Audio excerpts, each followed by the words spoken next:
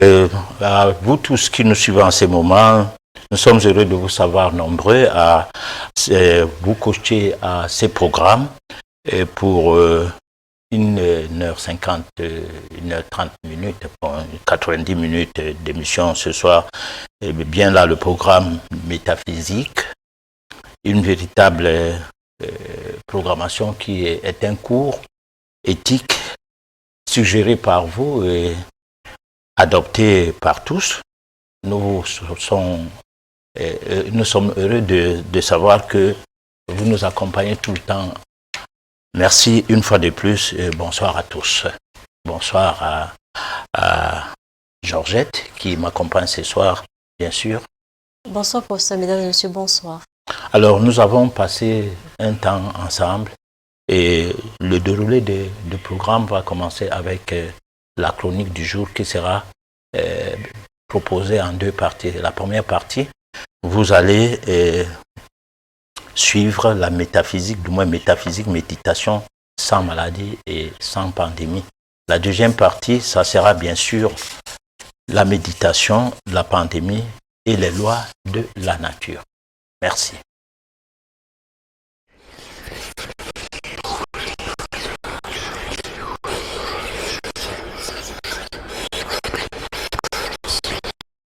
L'occulte de la méditation face à une pandémie, 19e partie. Métaphysique, méditation sans maladie et pandémie. Dans le cadre de l'approche concernant la métaphysique, très souvent, pour ne pas dire que depuis un certain temps, nous parlons de la méditation. Vous devez retenir qu'il n'y a pas de métaphysique sans spiritualité, sauf lorsqu'il s'agit de la métaphysique du domaine scolaire comme faisant partie d'un chapitre de cours de philosophie, tant dans le secondaire qu'à l'université. Une telle métaphysique n'est qu'une formule philosophique livresque sans aucun sens spirituel. Retenons en tout état de cause que c'est grâce à la métaphysique que la méditation fonctionne bel et bien. Comme pour revenir sur ce que nous avions eu à dire, qu'il n'y a pas de réussite possible à vous diviniser si vous n'avez pas opté pour une bonne évolution spirituelle. La spiritualité étant le chemin qui conduit à la divinité, il est recommandé à tout un chacun de se mettre en plein sur le chemin spirituel pour bénéficier de manière concrète du bien-être global. Au fond, qui dit bien-être dit bon état de santé. Autrement dit, lorsque vous choisissez de pratiquer la méditation, dites-vous que vous vous inscrivez dans la logique d'observer une discipline qui passe par le fait d'améliorer à plus de 80% votre santé. Une option toute particulière faisant de vous quelqu'un qui tient à vivre avec une santé de fer, loin des médicaments, des vaccins, etc. Quelqu'un qui refuse de se mettre sous l'égide de la dépendance du système médical classique, ayant compris que tout ceci l'empêche de gagner en évolution spirituelle.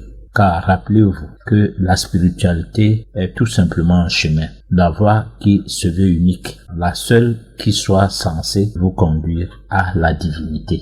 Sans risque de nous tromper, la méditation utilisant la spiritualité comme chemin de l'évolution de l'être intérieur est un moyen unique à son genre qui permet à ce que vous soyez digne d'être une personne totale par l'observance des lois de la vie qui sont divines. Face à celle-ci, vous avez intérêt à avoir un comportement de la non-transgression des lois de la nature. Dès ce moment, on a le droit de vous appeler un être humain. Toutefois, vous devez savoir que ce n'est pas tous les habitants de notre planète qui sont des êtres humains. Vous devez remarquer que les humains se distinguent par leur qualité de vie relative à un confinement spirituel notoire, loin des mots d'ordre politique et insensés des scientifiques de la science sans conscience. C'est-à-dire, vous devez savoir qu'on peut être de ce monde sans en faire partie. Une manière de prendre une décision qui vous permet de quitter l'état animal pour vous établir en humain, vous projetant évolutivement dans le spirituel avec pour seul objectif formel devenir un divin. En somme, un Dieu à miniature. Si Dieu est la vie et que la vie soit Dieu, parce que la vie est en vous, il est totalement logique que toutes les qualités que regorge la vie et qui sommeillent en vous puissent se développer. Citons quelques-unes de ces qualités: l'éternité consciente, l'omniscience, l'omnipotence, etc. En prenant conscience qu'au sein de votre être intérieur, toutes ces attributs s'y regorgent par essence divine, vous parviendrez à les développer. Dès lors, vous serez ce Dieu dont son existence n'est point exposée à n'importe quelle maladie, bien moins encore à une quelconque pandémie. Au résultat, c'est là parce que vous aurez atteint une dimension occulte d'élévation spirituelle singulière, celle d'un Dieu humain. Ce studio avec Georgette qui va jouer le rôle des téléspectateurs, parce que ton rôle, comme ça se passe souvent à Suite FM, c'est défavoriser, d'amplifier la chronique pour que les gens en saisissent la portée. Bien sûr, parce que l'oragat étant empêché, tu vas toujours venir au secours pour que l'émission puisse bien fonctionner. D'accord. Bonsoir à nouveau. Bonsoir, professeur. Oui. Alors, je pense qu'on va aller directement. Alors, quelle est la différence entre les lois de la vie et les lois de la nature? Alors, les lois de la vie et les lois de la nature sont sans aucune grande différence, parce qu'en fait, la vie, c'est Dieu, Dieu, c'est nous. Alors, Dieu, c'est aussi la nature. Oui. Voilà, parce que en fait, c'est la nature qui... souvent, les gens disent que c'est surnaturel. Mais il n'y a pas de surnaturel. Soit c'est naturel, soit pas naturel. Bon, on peut parler des parapsychologies, on peut bien parler peut-être du surnaturel, comme pour dire, bon, la parapsychologie aussi, ça s'est dit comme ça, mais non. Le surnaturel n'existe pas. Tout est régi par la nature. La nature est donc, disons, la nature est Dieu, parce que la nature a des lois qu'on ne peut transgresser et qui sont incorruptibles. La nature n'est pas ce que seraient les lois des hommes, les lois de la nature. Donc les lois de la vie sont les lois de la nature, parce que en fait, la vie est dans la nature est dans la vie, ou sinon, pas de vie sans nature et pas de nature sans vie. Voilà. D'accord. Professeur, est-ce qu'il y a une différence entre la métaphysique qu'on enseigne à l'école et la métaphysique qu'on enseigne, je vais dire quoi, au quartier, ou alors que le grand-père enseignait? Parce que je pense qu'aujourd'hui, tout ça est parti comme c'est que vraiment nos enfants aujourd'hui, tous sont déportés vers la vie. C'est à peine, même si les parents, des fois pendant les vacances, pensent les renvoyer au village juste pour apprendre les petits secrets de la vie. Alors, la métaphysique scolaire qui se veut livresque, c'est une métaphysique qui rentre dans le cadre d'un programme philosophique. Oui. C'est-à-dire, à l'école, on pense que la philosophie est à part, la métaphysique est à part. Alors que dans le domaine métaphysique, de manière fondamentale, c'est la métaphysique qui est la philosophie. Donc, la philosophie, disons, universelle, la philosophie qui obéit au prisme universel de l'existence. Donc, c'est la grande philosophie. Ce n'est pas une branche de philosophie. C'est la grande philosophie, c'est le frayage de l'arbre de la connaissance, c'est-à-dire c'est le sommet. Donc, il n'y a rien qui vient après cette philosophie-là. C'est dans ces registres de métaphysique que se trouve cette philosophie. Il n'y a pas à confondre ça avec ce qu'on enseigne à l'école. Parce que ce qu'on enseigne à l'école, c'est la témérité. C'est-à-dire que lorsque votre épouse vous quitte, bon, vous commencez à philosopher. Donc, ça veut dire que vous n'allez pas aller en guerre contre elle ou bien à chercher à l'éliminer physiquement. C'est aussi pareil lorsque les gouvernants font n'importe quoi à la population, parce que vous aviez été à l'université, vous ne vous comportez pas comme un barbare, parce que vous philosophez, vous dites, bon, il a il a un temps de vie. S'il ne quitte pas, même la mort va l'emporter. Bon, donc là, vous philosophez déjà. Vous n'avez pas d'action à mener. C'est pourquoi cette philosophie est liée à la témérité. C'est-à-dire, vous n'êtes pas actif. Ça ressemble un peu comme l'art de prier, où on se retrouve en train de vivre une situation et on dit, on a donné ça à Dieu. On a mis ça entre les mains de Dieu, lequel Dieu on ne voit pas. Et alors qu'on on a tous les atouts, tous les attributs de Dieu en soi qui permet à ce que vous puissiez faire marcher la chose. Parce que vous aviez les attributs de Dieu, vous êtes les fils de Dieu, vous êtes les fils du Très-Haut. Donc vous aviez de l'intuition, vous aviez tout comment je peux dire, tout du côté abstrait de la vie, en même temps du côté concret, vous pouvez aller dans ces deux côtés pour avoir des ressources, et lesquelles ressources vous permettront de vaincre la situation qui vous empêche d'évoluer ou bien de faire évoluer les choses à ce moment précis. Alors, soit vous allez vous pencher sur une personne qui pourra vous coacher et qui a une longueur d'onde de plus. Le cas de le dire, lorsqu'on est malade, on ne va pas rester à prier. Alors que ça fait 2 semaines, on prie, mais la maladie ne fait que...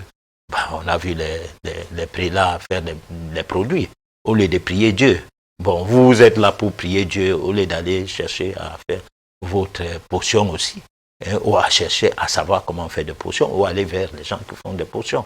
Donc, c'est ces attributs-là qu'il faut mettre en éveil à tout moment. Voilà. Oui, mais d'accord, on sait bien qu'en ce moment, il y a beaucoup de personnes qui se disent métaphysiciens. Alors, si à l'école, on n'enseigne qu'une branche, à quelle porte donc frapper, professeur? Alors, donc, les cours de métaphysique ne sont pas comme les cours qu'on dit, venez par ici, il y a les cours. Non, on va vers les cours de métaphysique quand le moment arrive, quand on ressent l'envie de faire cours. C'est pourquoi cette question qui m'est posée régulièrement de temps en temps au cours de cette émission, je ne la réponds pas. Je dis souvent aux gens, bon, vous pouvez appeler hors antenne. Oui. Bon, pour des raisons de commodité, parce qu'en fait, la métaphysique ne fait pas de publicité. D'ailleurs, ce qui est sérieux ne passe pas par la publicité. La seule chose qu'on peut faire, en ce qui concerne tout ce qui peut être de nature à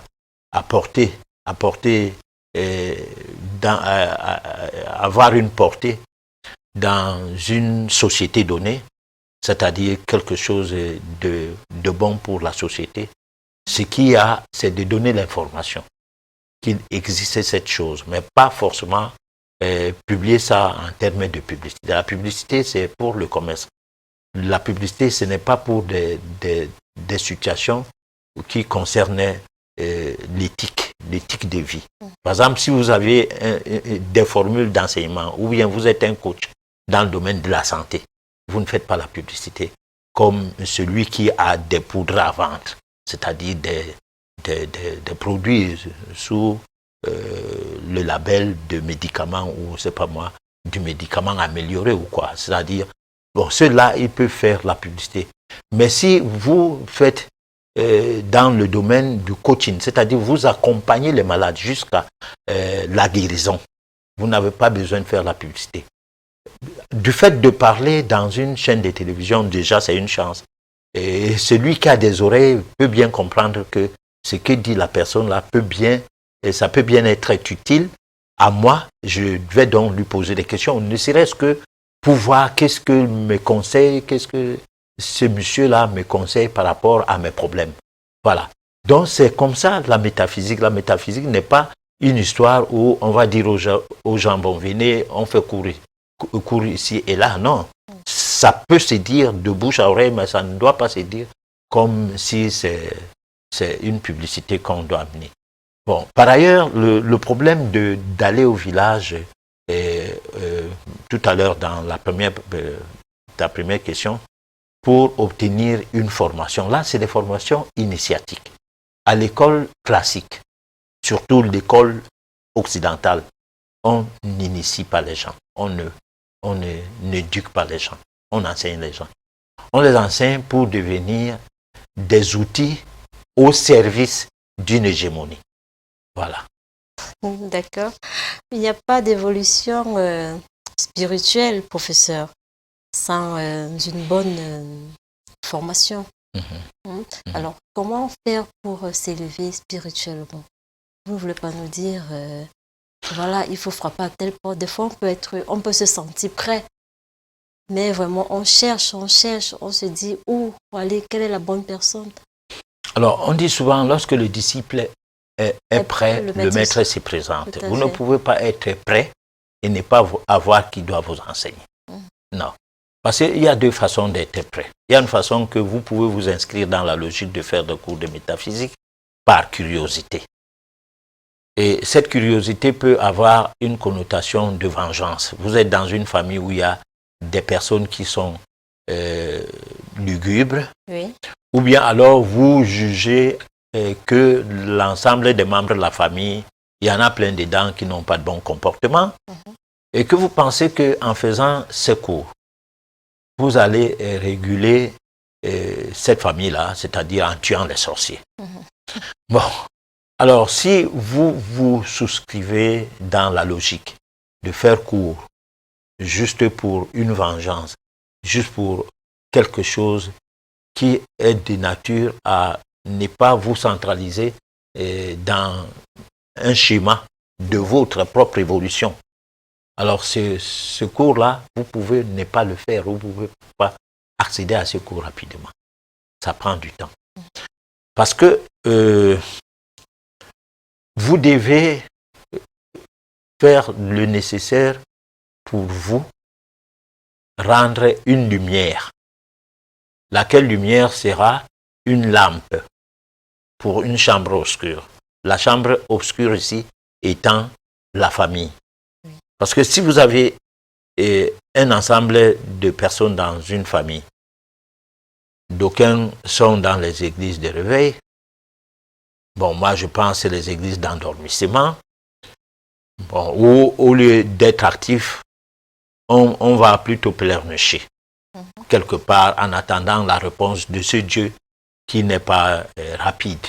Souvent, parce que c'est ce qu'on nous disait, moi j'ai enseigné quelque chose parce que c'est des milieux qui ont fait partie de ma fréquentation à l'époque. Alors, pour finir, on se retrouve dans une situation où on a besoin de changer parce qu'on a attendu. On a attendu que la réponse soit donnée, ça n'a pas marché. Et là, on va dans le maraboutisme et ça ne marche pas.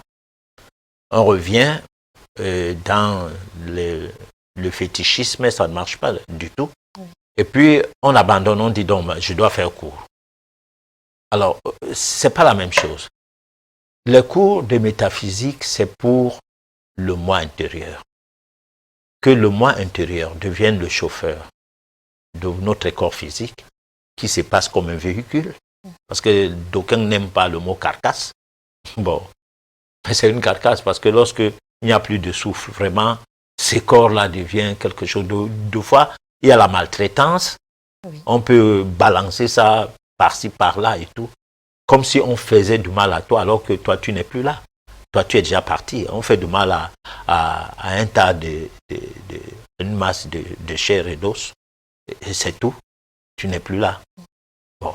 Alors, donc, c'est cet être intérieur, c'est cette personne intérieure, c'est notre être intérieur qui devrait être le chauffeur du véhicule qu'est notre corps physique, qu'il faut développer, qu'il faut faire évoluer.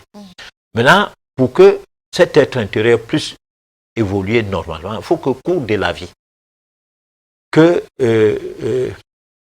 le moi intérieur accède à une dimension qui permet de gérer le véhicule. Pour qu'il puisse gérer dans ces véhicules, il faut que le chemin à utiliser soit donc la spiritualité. Alors, la spiritualité, ici, ça prend une connotation comme si c'était juste des mots. C'est-à-dire, on parle. Mais c'est pas cela. C'est la prise de conscience du fait que on est appelé à devenir des divins. Des divins, ça veut dire c'est Dieu, des dieux. Parce que nous ne sommes pas dans nos corps pour la plaisanterie existentielle. Le genre à dire que nous sommes dans nos corps comme une aventure terrestre, hein, de boissons, de sexe, de divertissement, hein, de tourisme et tout. Non, nous sommes là pour mener des expériences pour notre évolution. Et le prisme de notre évolution le plus élevé va dans le sens de nous diviniser. Ça ne va pas dans le sens d'avoir des jolies voitures, des palaces, des grosses maisons, hein, d'être des grands hommes d'affaires, je ne sais pas de quoi, bon, ou bagarrer pour des mobiles politiques inavoués, avec tout l'égoïsme qui se cache derrière le fait de paraître, hein, que d'être. Et le fait de cacher ses velléités matérialistes au détriment de la somme des personnes qui pleurent et qui vous prennent pour un messie. Non, c'est pas ça. Parce que pour devenir un messie, on n'a pas besoin de rentrer dans la politique. On peut bien le devenir en restant dans le registre de son évolution spirituelle vers la divinité. Parce que vous pouvez apporter beaucoup de choses à la masse populaire. Cette émission que nous faisons, beaucoup de gens nous appellent, hein, et nous disent que leur vie a changé. D'aucuns ont perdu du poids en s'enrhumant à nos conseils alimentaires. D'autres ont une autre manière de vivre aujourd'hui. Et ces personnes-là ne sont pas les personnes de la caste, des activistes d'ici, de ça. Sont des personnes qui sont dans le registre de voir leur nature changer. Et si ta nature change, ma nature change, la nature de l'autre change et tout, et que la somme des personnes est une somme déterminante d'une communauté donnée change. Alors c'est une communauté qui change, 2 communautés, 3 communautés, c'est tout le pays qui change. Voilà, là, c'est une action porteuse. Ce n'est pas une action où on pense aller en guerre, bagarrer, faire des marches, faire ceci, tout faire pour obtenir le changement par tous les moyens. Non, c'est pas, ce genre de changement, c'est comme si vous oubliez de balayer votre cour, mais vous exigez que le cour soit balayé. Voilà. D'accord. Mais professeur, où est le mal si on apprend la métaphysique pour se venger? Parce que tout à l'heure, vous avez dit, il y a des gens qui sont dans une famille, peut-être l'oncle est sorcier, la tante est sorcière, on a tué son père. On a cet esprit de vengeance. Alors, si on apprend la métaphysique dans le but de, je vais dire quoi? Se prémunir. De se prémunir contre les sorciers. Contre les sorciers, oui. Est-ce qu'il y a mal à cela? Alors, moi, je pense que ce n'est pas un but décent. C'est-à-dire, ce n'est pas un but qui concerne vraiment des personnes appelées à évoluer. Les personnes qui ont évolué ne s'occupent pas des situations de bassesse. Parce que dans une famille, avant que tu ne sois en vie, avant que tu ne naisses, tes parents peuvent avoir fait des choses. Et que la vengeance, aux voisins, à d'autres familles, et que la vengeance de ces familles-là doit exister et doit aller jusqu'à s'abattre sur vous la progéniture de ceux-là, de vos parents. Alors, maintenant, la vengeance sur vengeance, ça ne va rien donner.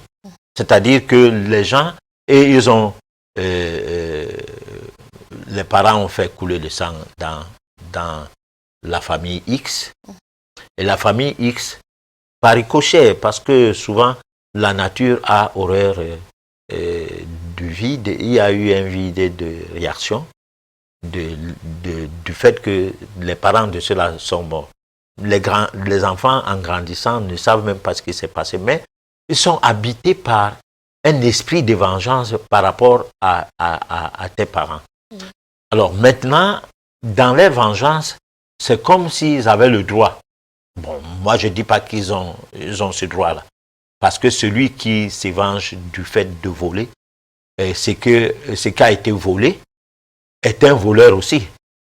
En métaphysique, vous serez aussi puni.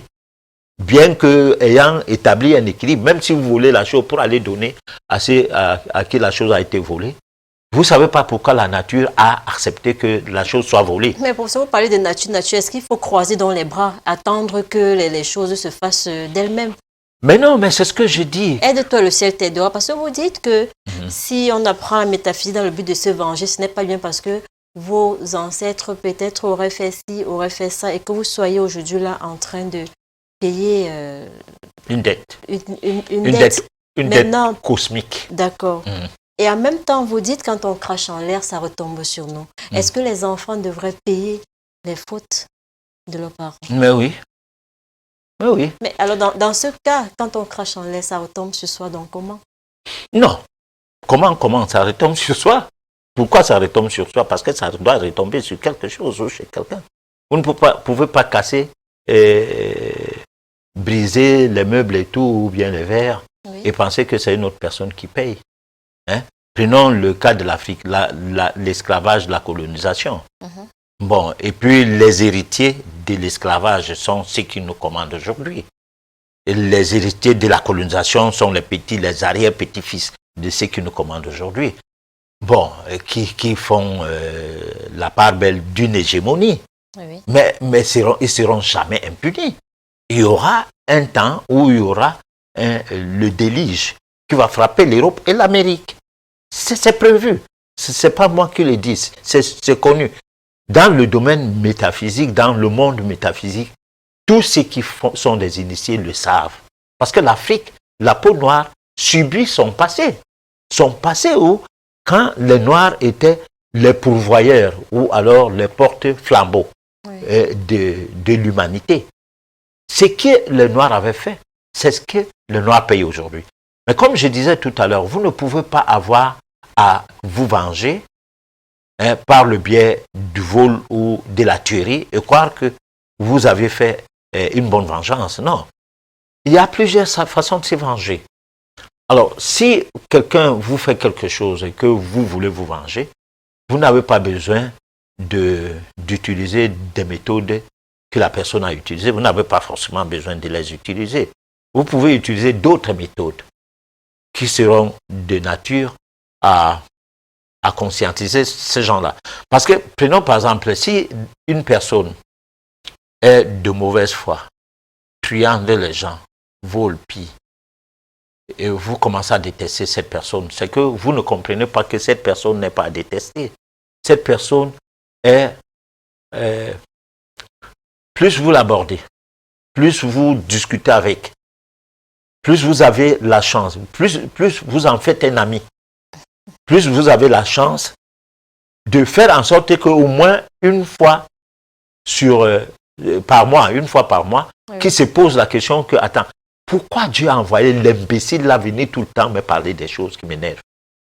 Bon, mais quand vous en avez fait de cette personne-là un ami, bon, vous ne venez pas lui donner des leçons, vous ne lui reprochez pas des choses de façon ouverte, vous parlez les dessous d'un certain comportement.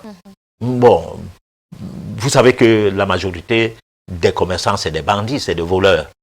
Alors, ils achètent à 5 000 francs, ils vendent à 50 000. Ou bien ils achètent à 5 000, ils vendent à 500 000. Bon, alors, mais si c'est que vous n'encouragez pas ces genres d'action, vous n'allez pas aller dire à la personne que vous êtes voleur. Elle va vous dire que je n'oblige pas un client ou qui que ce soit à acheter. Je propose le prix, la personne achète, donc je n'ai rien volé. Bon, il ne connaît pas le rôle métaphysique d'un commerçant, c'est-à-dire le déplacement d'un bien, d'un point à l'autre, hein, pour synthétiser la vie, pour permettre à ce qu'il y ait le coulement de, je ne sais pas moi comment, des biens, pour que tout le monde soit à l'aise. Parce que le commerçant a un rôle sacré. Bon, maintenant, dans son rôle sacré, parce que je prends juste un pan, il faut que tu sois son ami, de temps en temps, dis donc, j'ai vu cette histoire sur le net et j'ai vu où tu as acheté ça. Comment tu peux prendre un truc de 50 000 francs, tu vends à 500 000 quand même? Bon, on va dire, va te faire foutre. Bon, mais à un moment donné, parce que plus tu fais ça, plus complique l'aisance, c'est-à-dire le fait de se mettre à l'aise avec le coulement des biens d'un point à l'autre, y complique cela, il fait la spéculation, ça devient un peu nuisible pour les populations qui attendent de lui. Mais sans que cette nuisance ne l'importune ou bien quoi, mais à force de lui en parler, ça devient nécessaire. Donc on n'a pas besoin de haïr les sorciers, parce que c'est grâce aux sorciers que quelqu'un grandit spirituellement. Si une famille n'a pas de sorcier, on n'ira pas à l'église avec beaucoup d'engouement, avec beaucoup de détermination, avec la peur, on va aller vers les pasteurs, les prêtres et tout. Et ça va prendre une autre manière de croire à ce milieu-là. Mais maintenant, quand on n'aura pas de succès avec les prêtres et les pasteurs, on sera obligé de se poser la question que je vais rester toujours à la merci de ces gens-là jusqu'à quand? D'où l'élévation spirituelle va commencer, en essayant de revenir en soi, de puiser dans ses ressources personnelles, intuition, machin et tout. Vous voilà en train de gérer ces gens-là. Ils deviennent plus petits et vous devenez forts. C'est vers vous qu'ils viennent maintenant. Et ceux qui ne peuvent pas venir vers vous, ils vous fuient. Alors que si vous étiez entré dans une histoire pour vous venger contre ceux-là, c'est des membres de famille qui devraient mourir. Et ce serait une action nuisible. Voilà. D'accord. Une autre question. Quelles sont les personnes exposées à une pandémie? Alors, les personnes exposées à une pandémie, c'est des personnes qui n'ont pas une élévation spirituelle. Bon. L'élévation spirituelle, c'est donc là alors le problème. Juste une parenthèse pour ça. Quand on parle d'élévation spirituelle, on parle d'hommes de Dieu. Et on sait bien que bon, les hommes de Dieu font sont les produits pour vendre. On voit des hommes de Dieu tomber. Oui, mais les hommes de Dieu font même les produits pour donner aux malades au lieu de prier. Bon, donc il y a un problème sur les hommes de Dieu. Ça, c'est un problème d'une hégémonie et qui prime sur nous. Parce que le blanc, quand quelque chose regarde la sorcellerie, il faut voir son instrument, qu'est l'Église. D'accord. Quand quelque chose regarde la connaissance, il faut voir son instrument, qu'est l'école. Bon, quand quelque chose regarde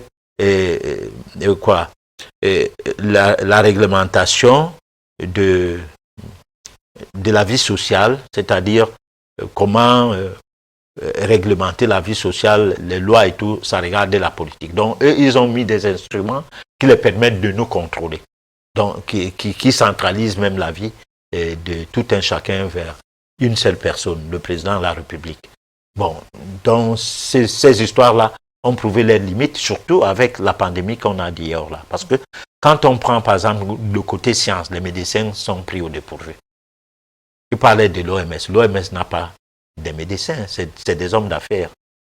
Les industries pharmaceutiques, c'est des hommes d'affaires, c'est des chimistes. Bon, c'est sur eux que les médecins comptent. Alors maintenant, c'est mis à nu. On commence à se poser la question, lesquels nous faisons nos confiances.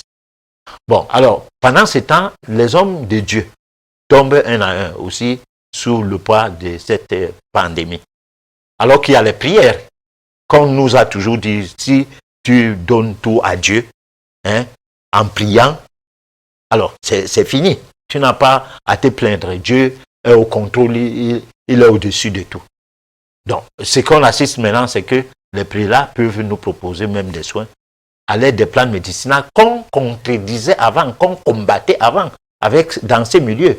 Parce que nous, quand on était petits, il était interdit d'aller cueillir le feu et de soigner l'enfant avec, alors qu'il y avait un dispensaire catholique à côté. Bon, donc, l'évolution des choses commence parce que nous, en métaphysique, on sait qu'il y aura un gouvernement mondial il y aura la mort d'une certaine médecine et de l'OMS. On sait ça, que l'OMS va mourir, qu'une certaine médecine va mourir. La médecine holistique, c'est-à-dire de l'homme global, va prendre la place et bien de choses vont changer. Et ça, c'est ces changements-là qui commencent comme ça avec le millénaire que nous avons entamé. C'est pas des opérations hasardieuses, c'est prévu. Voilà.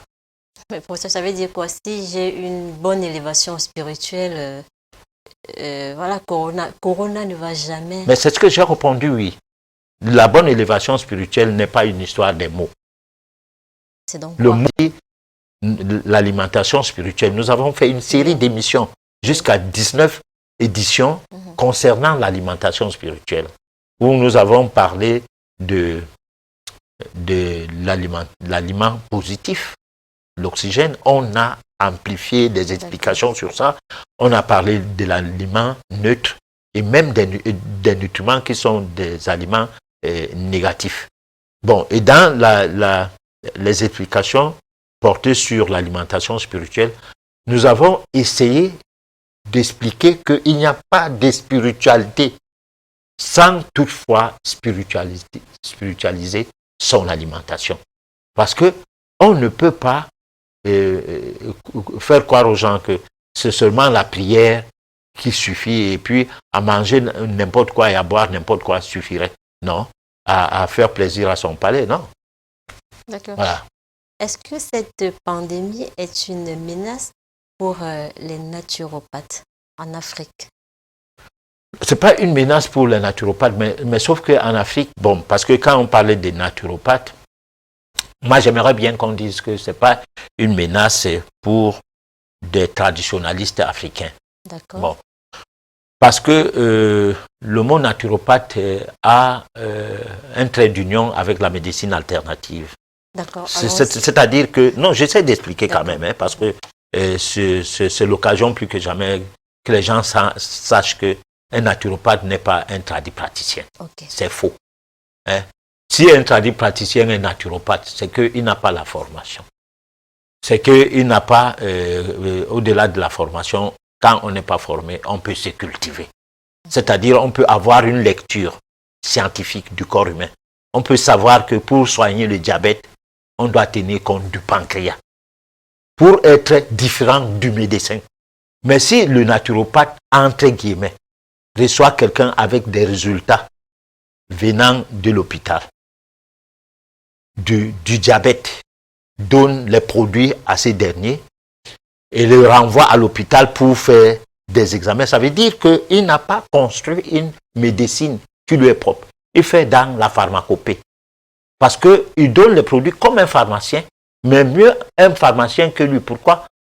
Parce qu'il ne sait pas si le résultat que la personne est venue avec est faux ou est juste.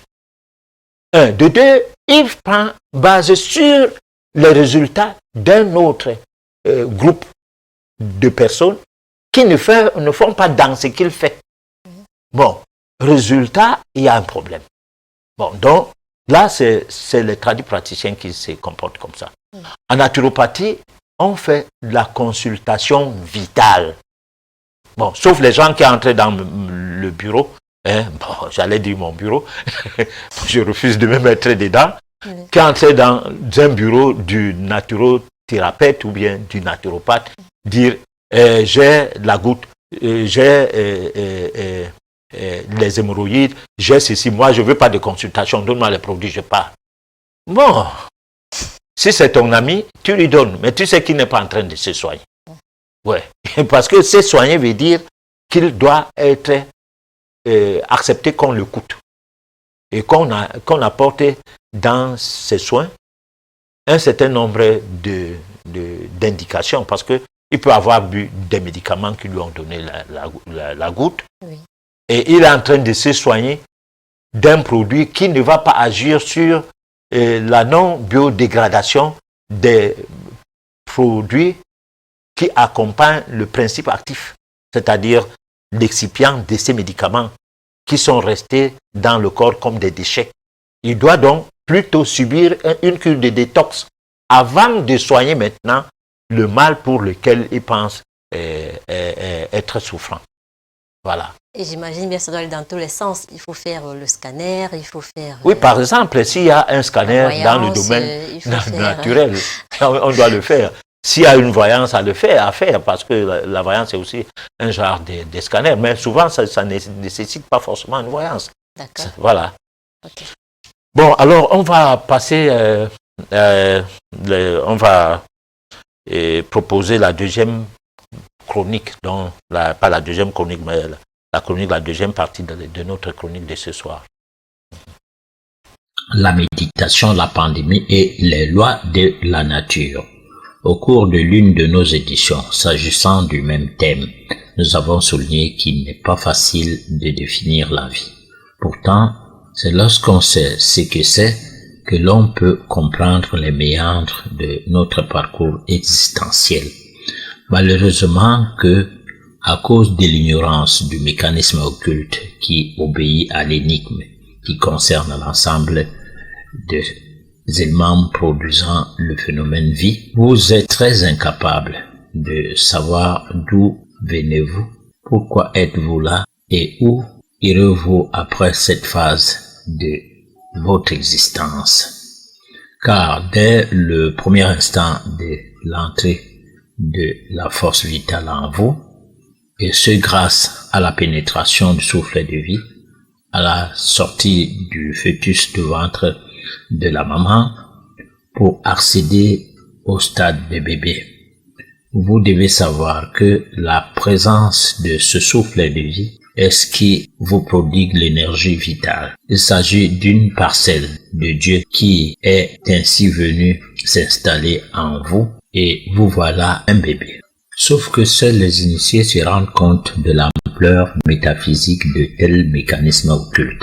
D'ailleurs, dans un premier temps, c'est-à-dire durant la phase de bébé, vos géniteurs, parce que n'ayant pas des connaissances qu'il faut concernant l'essence divine, ne seront pas à même de savoir que grands sont leurs responsabilités par rapport à la pérennisation de la vie en leur bébé, se mettent dans une totale inattention à faire n'importe quoi. Autrement dit, puisque vous n'êtes pas un mort-né, vous devez savoir qu'un véritable parcours du combattant vous attend, surtout si vos parents n'ont pas eu à mieux s'en prendre dès votre naissance. Il faut que la vie soit bien entretenue pour qu'une meilleure existence vous soit assurée. Pour y arriver, il faut que vous ayez la grâce de naître la voie basse tout d'abord, que le père et la mère s'y préparent spirituellement et que le bébé ait droit à l'allaitement maternel. En ce qui concerne le lait maternel, disons qu'il soit question d'un lait de bonne qualité venant d'une maman qui avait d'ores et déjà pris la mesure de veiller sur le côté sacré de l'art de la procréation, tant avant, pendant qu'après la grossesse. Ok, alors vous allez constater que de la naissance à la mort, il y a bien des choses à veiller sur ça. Georgette Baumet. Professeur, quelle est la différence entre naître par voie basse et par césarienne? Alors là, c'est des pratiques qui existent depuis que la chirurgie est devenue un jeu d'enfant chez certains praticiens de la médecine officielle. Une personne qui naît à voix basse, c'est une personne qui naît à terme. Donc, mystiquement en parlant, c'est une personne qui a fait tout le parcours qu'il fallait à la préparation de son entrée dans la vie. Par contre, une personne qu'on va opérer sa mère, ouvrir le ventre et la ramasser, je parlais d'une personne, et la ramasser, n'est pas allé à terme. Malgré que la personne va vivre, parce qu'on ne peut pas dire que parce que n'ayant pas vécu le parcours ou le temps nécessaire à passer dans le ventre de sa mère, dont la personne ou le bébé là ne naîtra pas, du moins le fœtus ne sortira pas jusqu'à devenir un bébé. Non, c'est pas là le débat. Le débat se situe sur le fait qu'il y a des personnes qui font 12 mois dans le ventre, il y en a qui font 11 mois, il y en a qui font 9 mois, il y en a qui font 8 mois. Bon, il y en a qui font 6 mois et ils ne vivent pas. 7 mois, c'est pas quoi. Les bébés prématurés existent. Ces bébés-là est né à terme.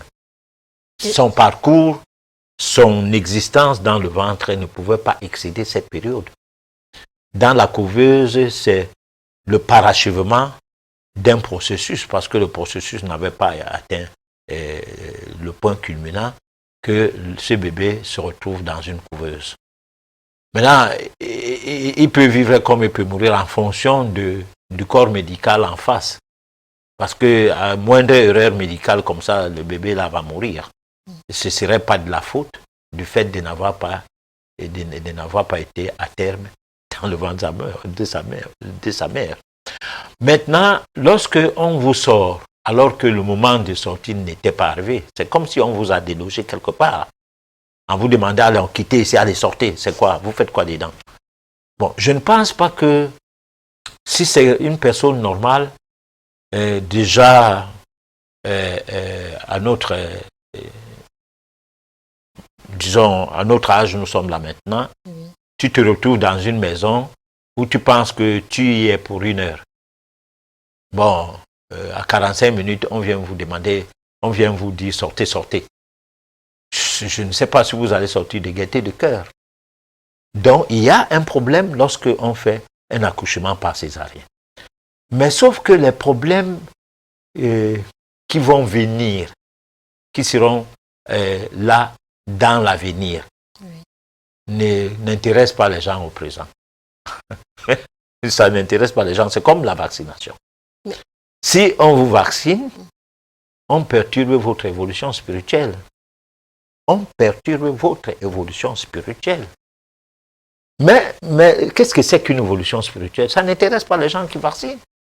Ils ne sont pas de nature à comprendre ce genre de choses. Bon, même l'excès de médicaments perturbe l'évolution spirituelle. Parce que l'évolution spirituelle veut qu'on observe les lois de la nature et qu'on tombe de moins en moins malade. Parce que même la consommation des produits issus des plantes médicinales, c'est quelque chose comme pour dire tu casses les pots, c'est les plantes qui payent. Hein? C'est-à-dire toi tu fais gaffe avec ton corps, tu fais n'importe comment, n'importe quoi, allez, tu cours vite pour enlever les écorces d'un arbre qui après cet arbre-là va mourir. Alors, l'arbre-là a fait quoi?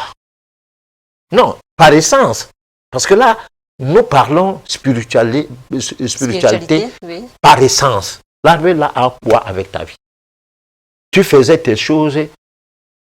Est-ce que l'arbre-là s'est mêlé de ça? Non.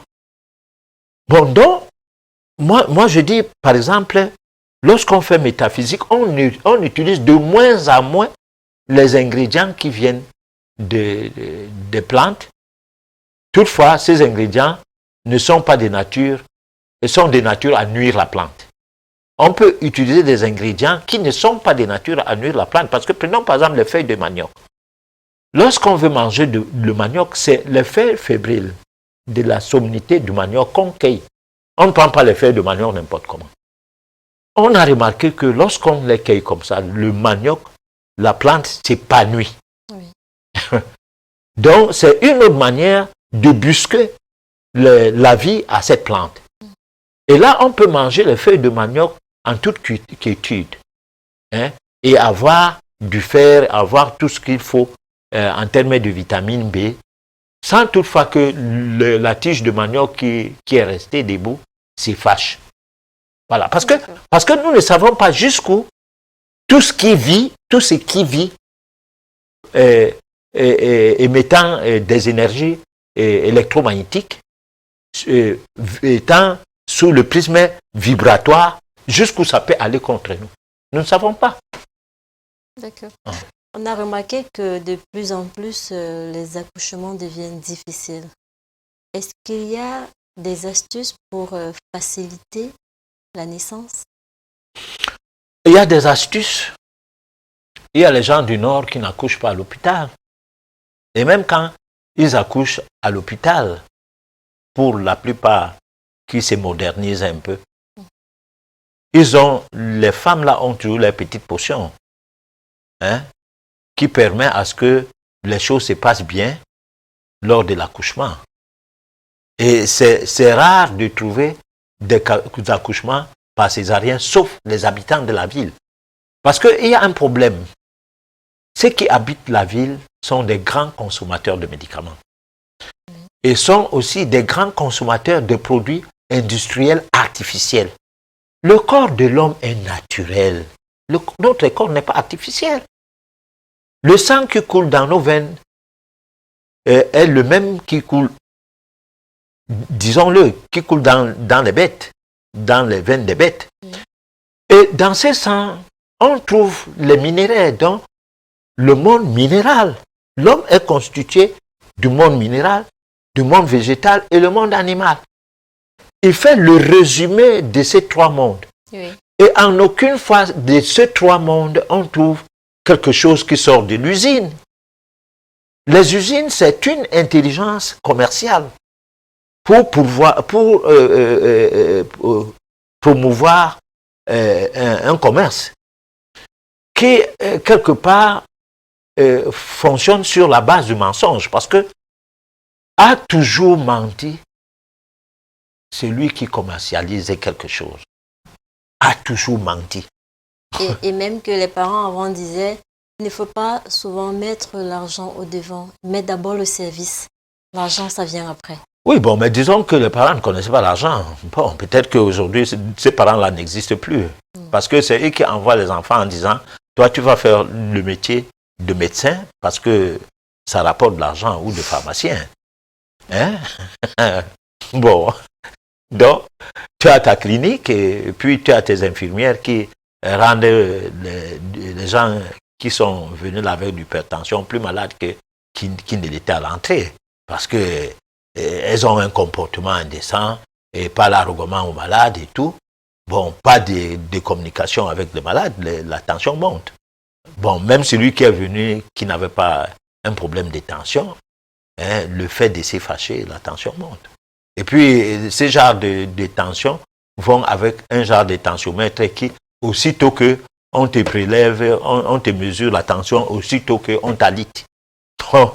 On n'observe pas la personne à sa période, de sa période calme vers la période, je ne sais pas moi, parce que quand tu viens d'arriver là, tu es surchauffé, et tu as eu des difficultés pour arriver, et peut-être que l'accueil n'a pas été bon, on doit te faire coucher. On prend tout le temps à te prendre la tension en 3 séquences bien espacées pour qu'on voit si tu n'as pas de fâcherie. D'abord, on doit même causer avec toi. Parce que quand l'accueil va dans le sens que c'est le médecin lui-même qui bavardait avec toi, il te met à l'aise. Bon, les petites fâcheries qu'il y a eu, ça c'est calme.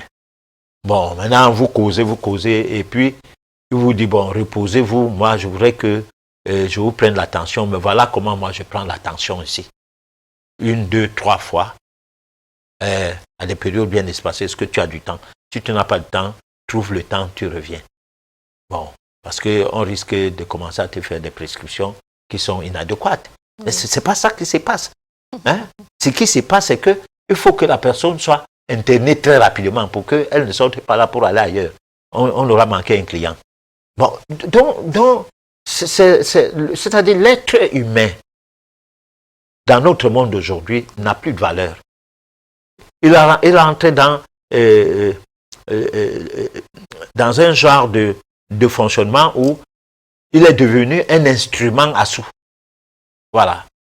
Mais, professeur, tout à l'heure, je vous demandais des astuces pour faciliter la naissance. Vous avez pris le cas de nos sœurs du Nord qui prennent des potions maintenant. Nous qui ne sommes pas du Nord, professeur. Non, ces astuces commencent d'abord que tu ne manges pas n'importe quoi avant, pendant et après la grossesse, ou du moins avant, pendant. Parce qu'après la grossesse, tu auras déjà accouché, soit par césarien ou quoi. Bon, mais donc, on doit dire, dans un an, je vais commencer à faire mes bébés. On évite de prendre des boissons à base de colorants et du sucre. Déjà, on évite. Je ne dis pas qu'ils n'en prennent pas. Mais même si elles en prennent, elles n'en prennent pas au rythme de nos femmes d'ici. C'est qu'elles sont entrées dans cette histoire récemment. Ce n'est pas enraciné. Bon, donc on prépare. La grossesse, c'est un art sacré. Du moins, la procréation, je vais dire, c'est un art sacré. On ne devrait pas procréer comme si on allait faire pipi ou bien on allait faire caca. Alors, on doit procréer avec des objectifs. Autant on a des objectifs en disant, je vais faire un enfant, il va aller à l'école comment, il va manger comment et tout. Mais qu'on les ait aussi sur le côté spirituel. Parce qu'il y en a qui ont les moyens alors d'envoyer les enfants à l'école, de faire tout, mais spirituellement parlant, il n'y a aucune préparation. Donc, cette préparation-là fait que tu ne peux pas accoucher par césarien, déjà. Et puis, il faut veiller aussi sur le discours des praticiens qui, eux, ils peuvent vous amener à tomber dans la peur. Moi, j'ai toujours expliqué le mécanisme, comment ça se passe. C'est que certaines femmes, à la veille de l'accouchement, quand le bébé commence à manifester son départ du nid où il se trouve vers l'extérieur, des fois la température de temps en temps monte. Bon, la femme peut estimer que c'est très dangereux, il faut se faire consulter. Et là, on va baisser la température avec une perfusion. Et dans cette perfusion, on va mettre un ingrédient qui va provoquer l'accouchement. Alors, provoquer l'accouchement et avorter, c'est presque la même chose. Les douleurs sont excessives. Et là, dans ces cas, on va donc alarmer la femme en lui disant, si tu ne cèdes pas qu'on ouvre, tu peux perdre le bébé et même mourir toi-même. Alors, c'est toi qui dis, ouais, non, pardon, venez vite, avec les douleurs. Parce que encore que toutes les femmes ne supportent pas la douleur. Il y a des femmes qui peuvent être en travail pendant une semaine, mais elle ne demandera jamais qu'on l'opère. Voilà. Mais professeur, est-ce qu'il y a des risques à accoucher sans douleur? Il y a des rites, il y a des produits. Il paraît qu'il y a des, c'est pas qu'on appelle ça, des injections qu'on fait aux femmes qui sont en travail pour qu'elles n'aient pas de douleur, professeur. Oui, bon, mais là, c'est le domaine médical et ces genres de possibilités sont partout. Bon, mais je ne pense pas que le cadre de cette émission a approprié pour pouvoir élucider des choses qu'on n'a pas préparées pour le public qui nous écoute. Bon, on va prendre la réflexion. Je crois que vous constatez que les numéros qui s'affichent au bas de votre petit écran sont là pour que vous agissez. Donc, juste après la réflexion, nous aurons le SOS téléspectateurs et nous aurons à répondre à vos questions. À tout de suite donc.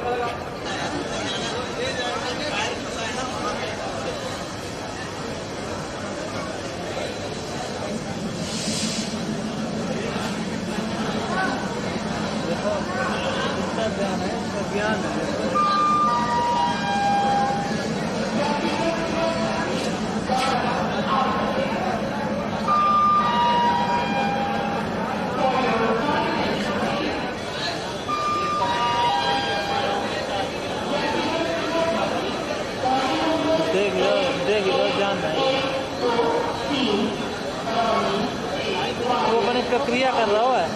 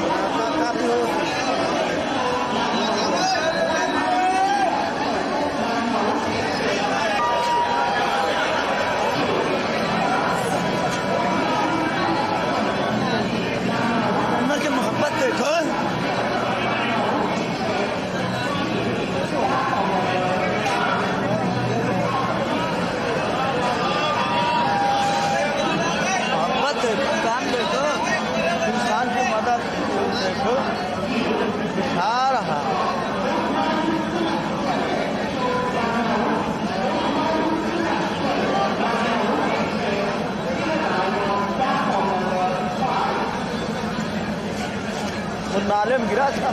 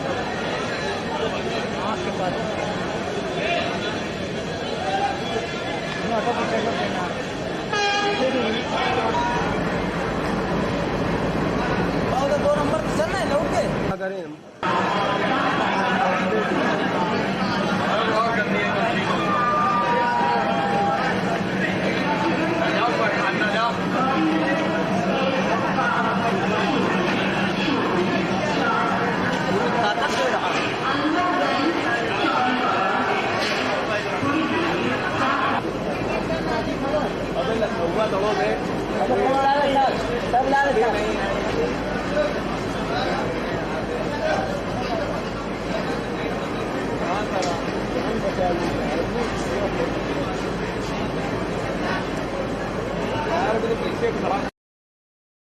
Alors, on a vu un plateau technique hors pair. Vous êtes des Africains, vous êtes en train de réclamer les plateaux techniques tout le temps. Et surtout les jeunes journalistes et les jeunes politiciens qui sont tout le temps en train de décrier l'Afrique n'a pas de plateau technique, on n'a rien fait. Mais tout cela, c'est pour vendre, c'est pour le commerce de quelqu'un. C'est pour le commerce des patrons. Voilà le singe qui a réanimé sur un bon plateau technique naturel son congénère. Bon, je pense qu'il y a des idées pour soigner les gens. Ce n'est pas des mécanismes de soins qui sont liés à des dépenses. Non? On peut, avec des petites méthodes, ramener quelqu'un à retrouver tous ses membres, son équilibre. Par exemple, le massage, il y a plein de techniques énergétiques qu'on peut utiliser. Et l'Afrique a tout cela. L'Afrique, si les singes ont des idées pour réanimer un congénère, pourquoi l'homme noir que nous sommes, nous sommes un peu élevés par rapport aux singes quand même si les blancs, une certaine catégorie de blancs peuvent nous taxer des primates, mais nous ne sommes quand même pas des primates. Et si les primates ont un plateau technique, vous avez vu le singe a son plateau technique et il s'en est sorti sans problème. Voilà. Mais si c'était les hommes, le temps de prendre son frère là et l'amener à un centre hospitalier, il mourra en chemin.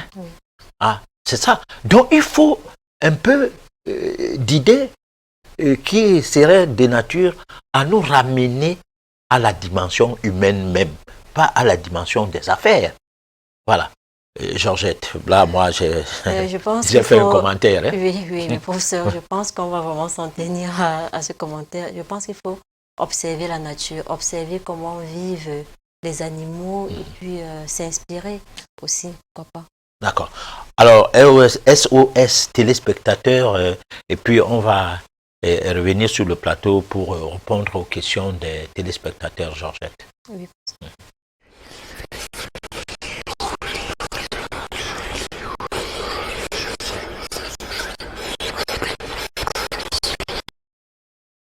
Voilà, on va maintenant interagir, ou bien les téléspectateurs vont interagir avec nous. On va échanger, et puis tu es là pour ça, Georgette. Moi, je suis à votre disposition, c'est-à-dire toi et ton équipe, c'est les téléspectateurs. D'accord. Voilà. D'accord. Alors, on a ce message de Cynthia.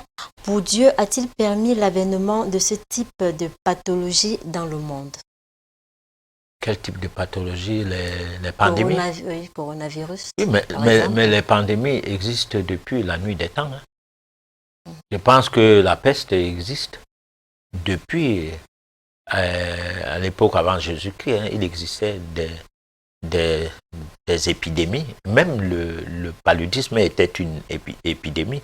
De l'époque d'Hippocrate, on appelait ça la maladie de la saison.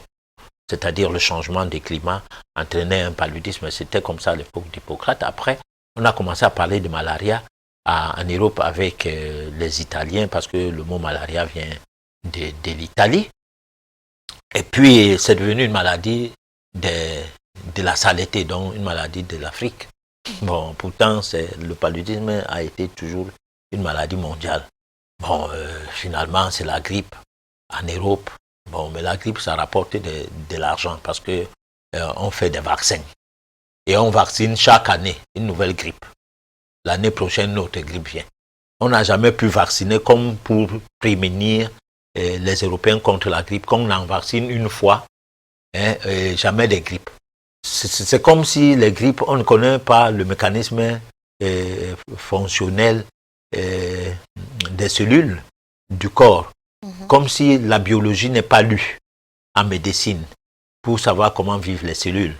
Hein? Comme si la connaissance de l'équilibre acido-basique n'est pas perçue dans ces milieux. Et comme si l'alimentation qu'on a privilégiée en Europe n'était pas à décrier. Bref, comme si tout, parce que quand on dit l'Afrique a faim, l'Afrique n'a pas faim. L'Afrique a un sol qui produit de la nourriture. Les autres, c'est des usines. Voilà. Okay. Alors, mon fils est toujours malade depuis sa naissance. Voici 3 mois, quelques semaines. Que faire? Alors là, c'est hors antenne, hein, parce que là, nous ne faisons pas de consultations dans ce studio. Hors antenne, à ces numéros, peut appeler entre 9h et 18h aux heures ouvrables. Voilà. On a ce message de Ernest. Comment peut-on parvenir à activer ces dons? Alors, activer ces dons, ça rentre dans le cadre de cours de métaphysique comme cours, c'est-à-dire dans l'ensemble de l'enseignement métaphysique ou de la formation initiatique. Oui. Ça rentre comme un cours. La méditation, existe-t-elle une position spécifique? Oui. Ça exige à ce que le corps soit propre. C'est déjà une position.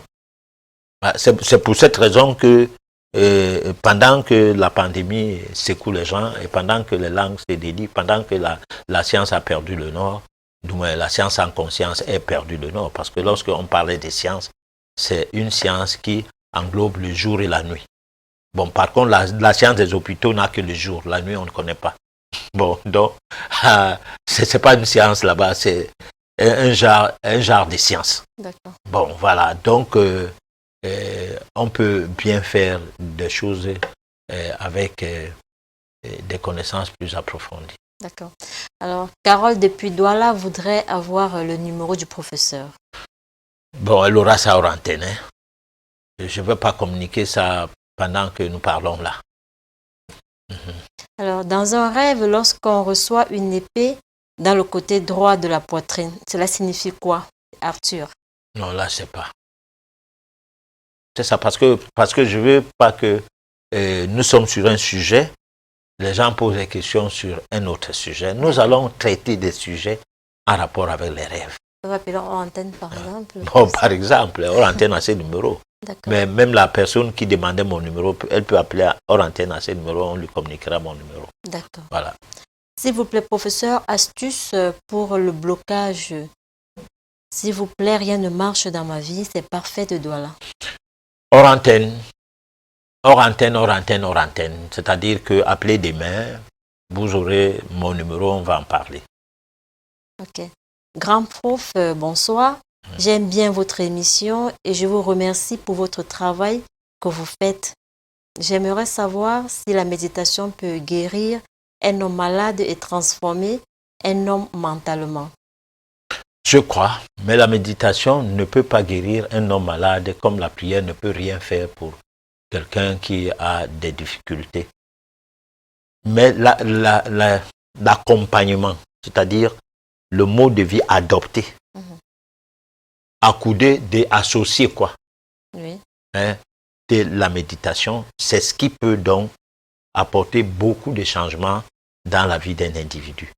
Parce qu'on peut bien aller quelque part prendre des cours de méditation, mais si vous ne savez pas mettre en pratique les exercices respiratoires, si vous ne savez pas comment boire de l'eau, vous ne savez pas comment manger, vous risquez de ne pas préparer votre organisme à cette élévation qui voudrait bien que la méditation soit utile.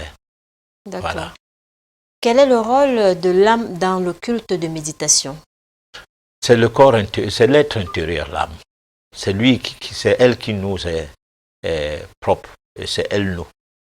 Ce n'est pas le corps physique qui est nous. Voilà.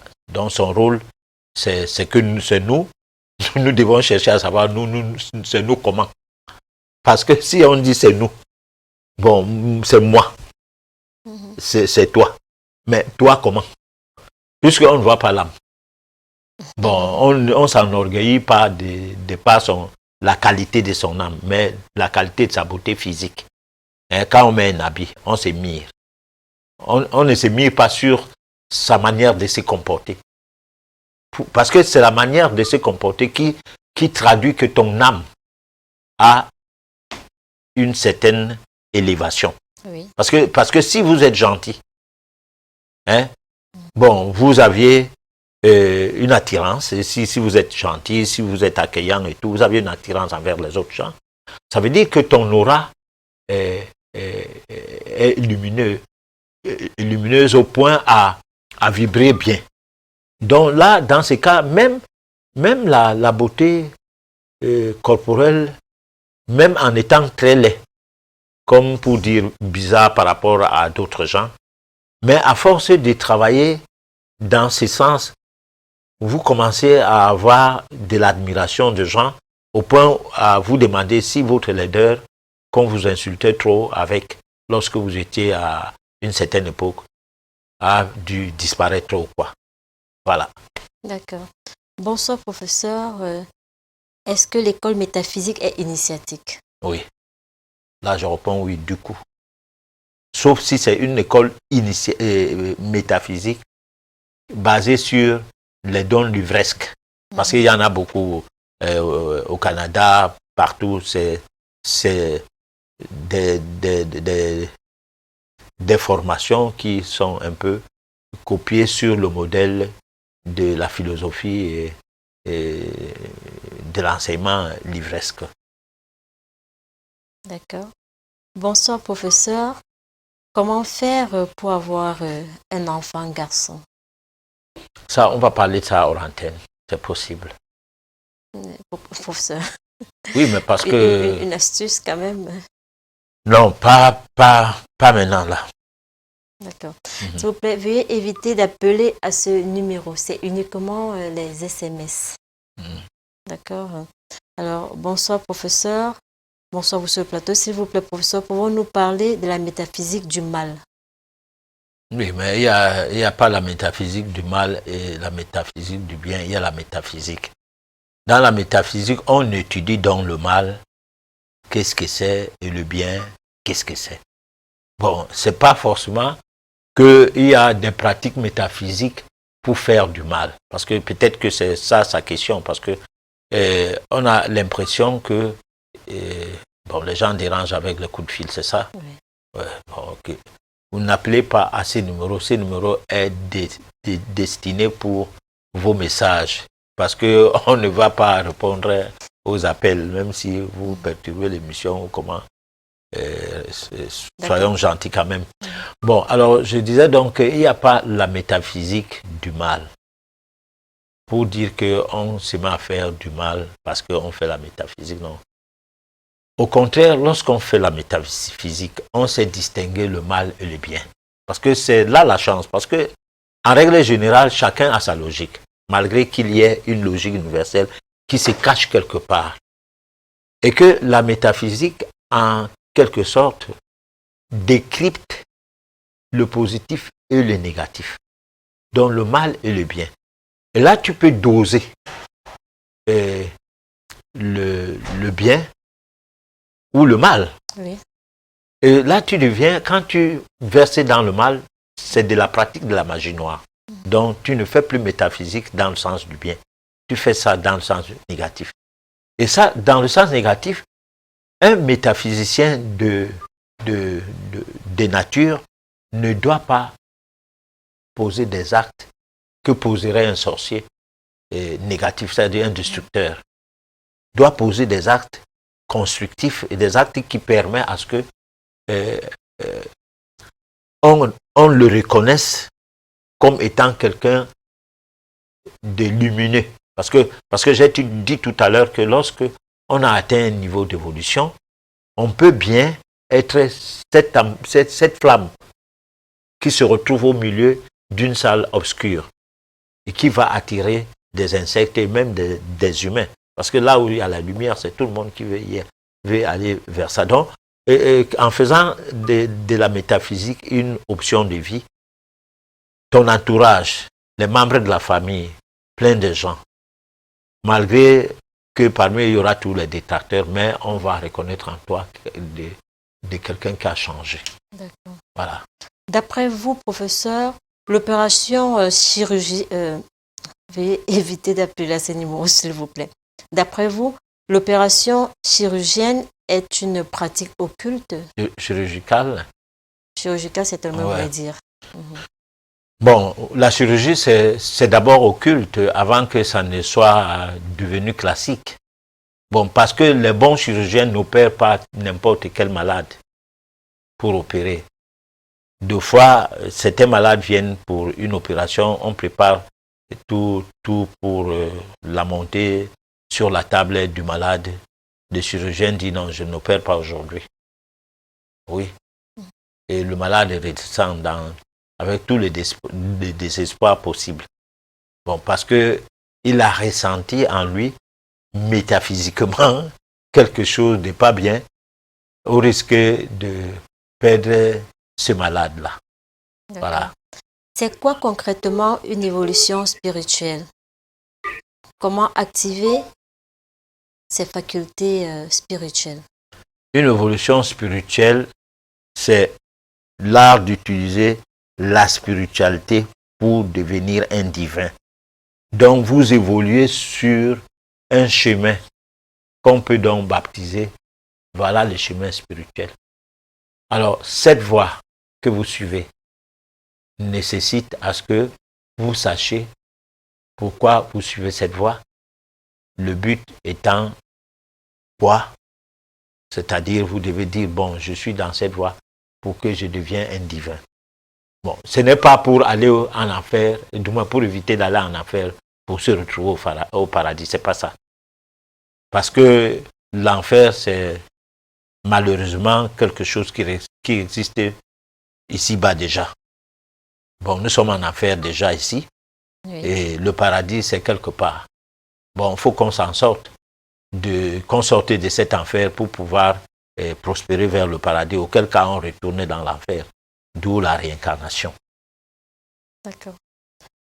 Bonsoir, professeur. S'il vous plaît, pouvez-vous nous parler encore du test d'affinité? L'affinité, c'est le nom, c'est le prénom, donc le nom complet d'un individu, plus sa date de naissance.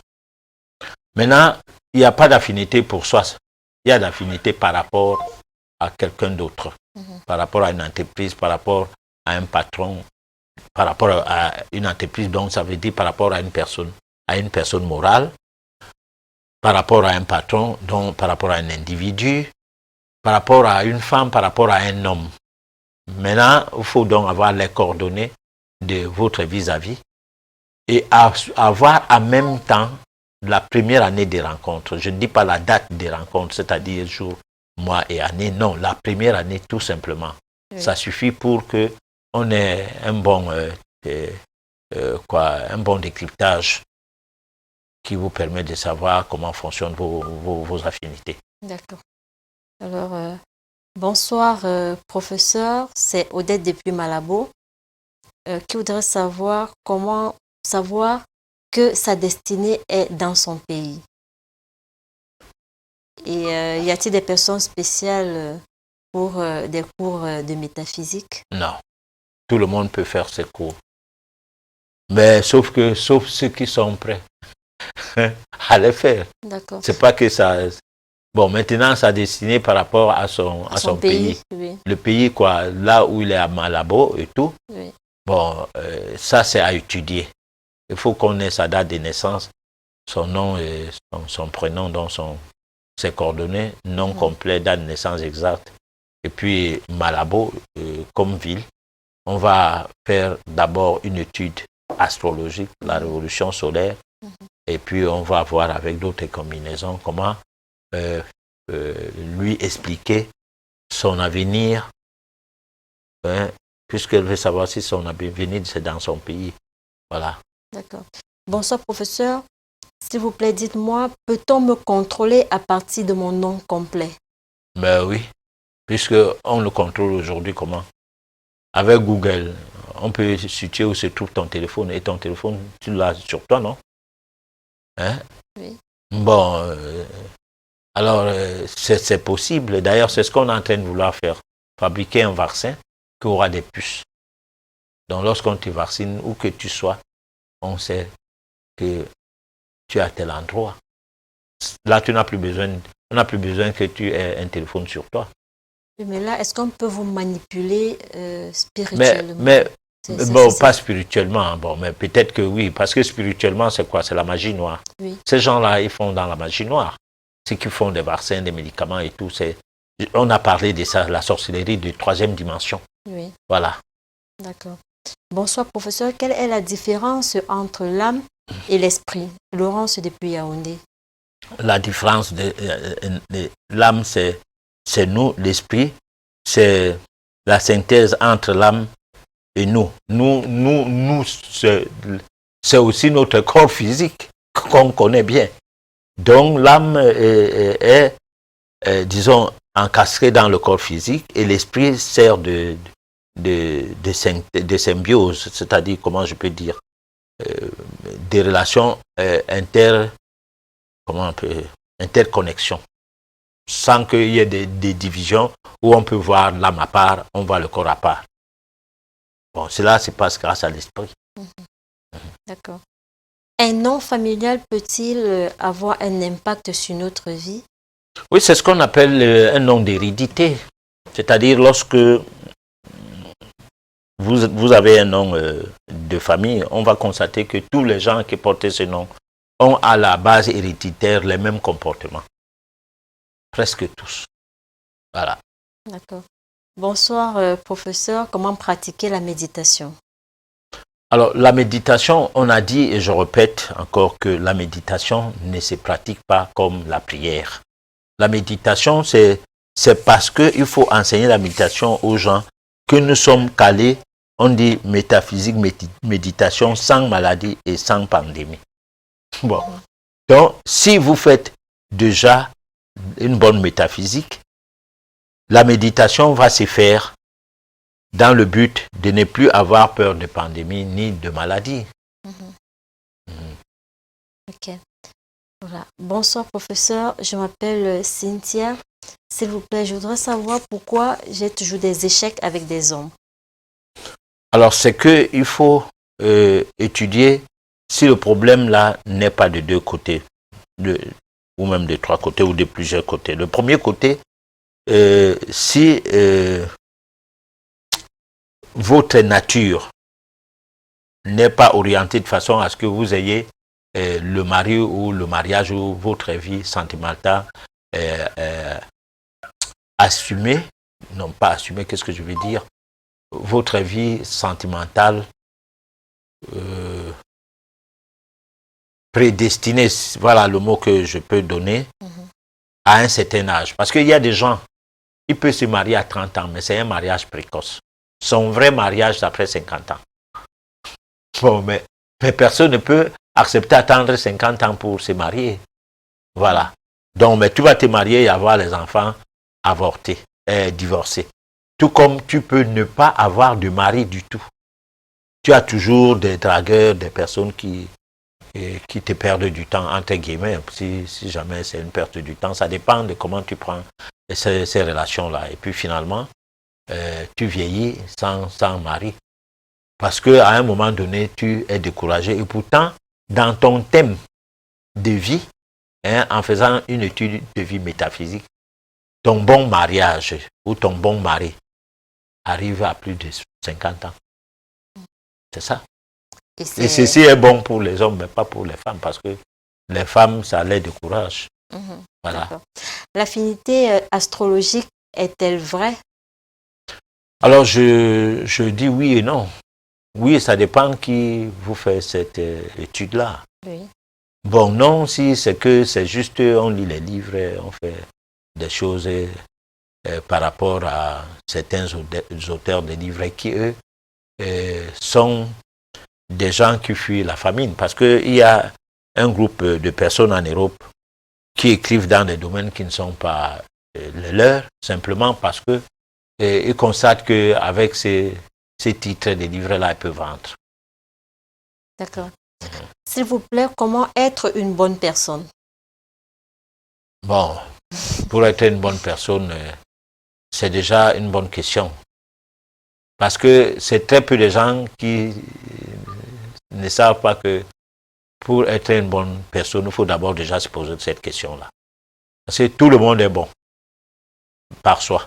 C'est-à-dire, il se voit bon. Donc là, c'est logique de comment on doit être bon. Alors, la personne qui pose cette question-là, c'est une personne qui peut donc faire le cours de métaphysique. Voilà les questions qu'on se pose pour parvenir à étudier qui on est. Et là, à partir de là, on peut maintenant dire que on a du pain sur la planche pour pouvoir s'élever spirituellement. D'accord. Alors là, c'est la dernière question. Hein? Ok. Bonsoir, professeur. S'il vous plaît, comment soigner le coronavirus? Alors, les gens qui veulent qu'on les soigne le coronavirus ne m'appellent pas sur le plateau de télé. Ils m'appellent hors antenne. Voilà. Je vais leur dire qu'est-ce que je fais souvent. D'accord. Parce que ce qui est sûr, c'est que je suis mêlé à ça. Okay. Voilà. Mais je n'ai pas besoin de faire dans une publication quoi que ce soit. Voilà. Mais je suis mêlé à ça. Je suis concerné parce que c'est une préoccupation qui doit aller dans le sens à toucher tout le monde qui a le cœur dans la main. C'est-à-dire qui est humanitaire. Donc je suis mêlé à ça. Ensemble. D'accord. Bon, alors, merci Georgette. Je dis merci aussi à tous les téléspectateurs qui nous ont accompagnés ce soir. Et ceux qui n'ont pas eu de réponse par rapport à leurs questions, parce que nombreuses étaient des questions. Oui. Et ceux qui voulaient appeler, ils peuvent bien appeler à ce numéro hors antenne. Ce n'est pas la peine de quoi qu'on n'a pas voulu échanger avec eux. Alors donc, comme pour dire quoi, on s'excuse pour Laure Agathe qui est empêchée et immanquablement sera là bientôt. Et merci une fois de plus. Restez les nôtres, c'est-à-dire restez Canal 2, voilà. Et nous, on vous quitte pour mardi prochain à la même heure, c'est-à-dire dès 23h, heure du Cameroun. Au revoir.